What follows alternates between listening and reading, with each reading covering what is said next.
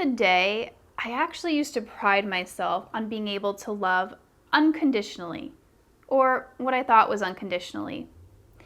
I felt this deep calling from within me. And let me know in the comments if you guys can relate to this. I felt this calling within me to be this unconditionally loving presence for people, for the world and for the people in my life. And so I tried really hard not to judge. I tried really hard to be compassionate and to have empathy. And that was really what drove me for a long time. I considered myself to be an empath back in those days. I felt my emotions very deeply, and I also believed that I was feeling the emotions of other people around me. I had been through so much myself that it was really easy to put myself in someone else's shoes and to see why they were acting the way they were. And usually the answer that I came away with was because they had been through their own stuff. They had been suffering too.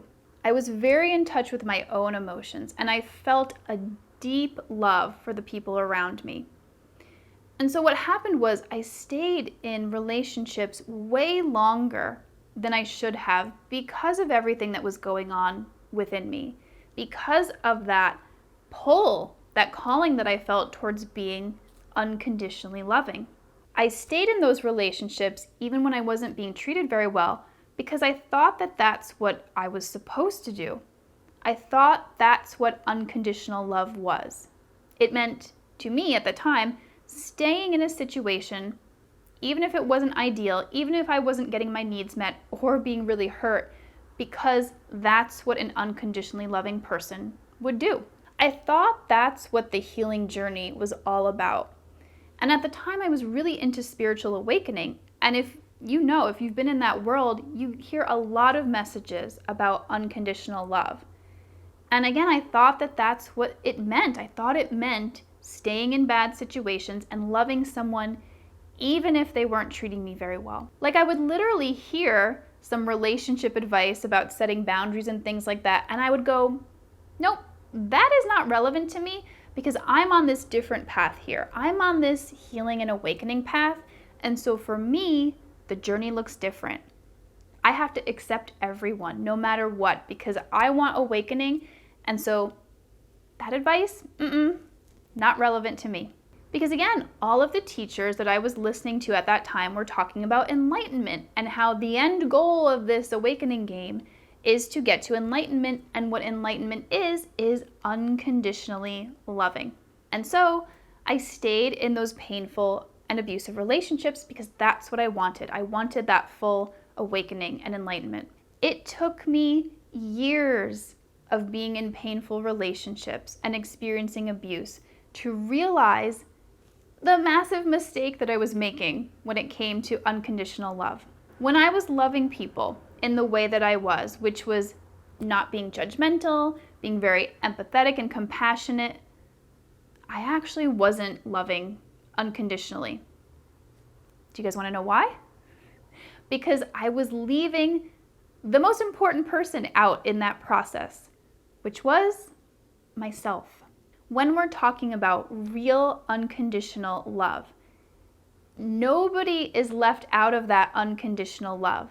That unconditional love does not flow just one direction. It does not just flow outward. True unconditional love flows in all directions, and it does not exclude you. And this is the mistake I see so many people making. You cannot love unconditionally if it is only flowing outward, if it is only flowing in one direction. If your unconditional love does not include yourself, then it's not unconditional love.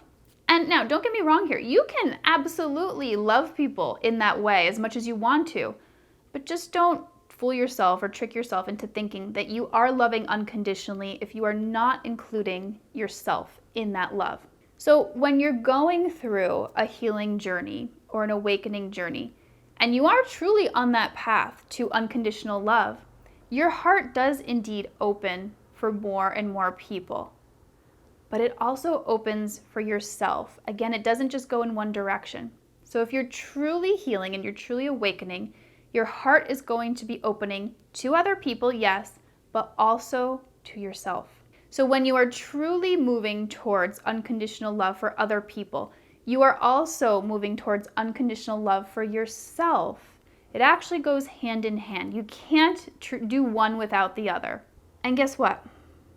When you love unconditionally, when you love yourself unconditionally, and you're moving in that direction of deeper and deeper self-love, you don't let people treat you badly. It actually seems crazy or absurd to stay in a situation where you are not being treated well, where you are not being respected or cared for. You don't even think about doing it. Like, as soon as you're in a situation where someone isn't treating you well, you say to yourself, wait, no, I don't have to stay here. What am I doing here? I can go find someone who can treat me so much better than what I'm currently experiencing. So again, unconditional love goes hand in hand with self-love. So if you are cultivating an authentic practice of self-love, then you are also expanding your capacity to love others. It goes together. You cannot just cultivate unconditional love in one direction. If it seems like that's what's happening, then I would say it's probably not real and authentic self-love. And your journey then may be to turn inward and focus on loving yourself, which in turn then expands your capacity to truly love others. And when we're talking about self-love, unconditional love, it's actually not an emotional feeling. The heart of it, what it really is, it's acceptance.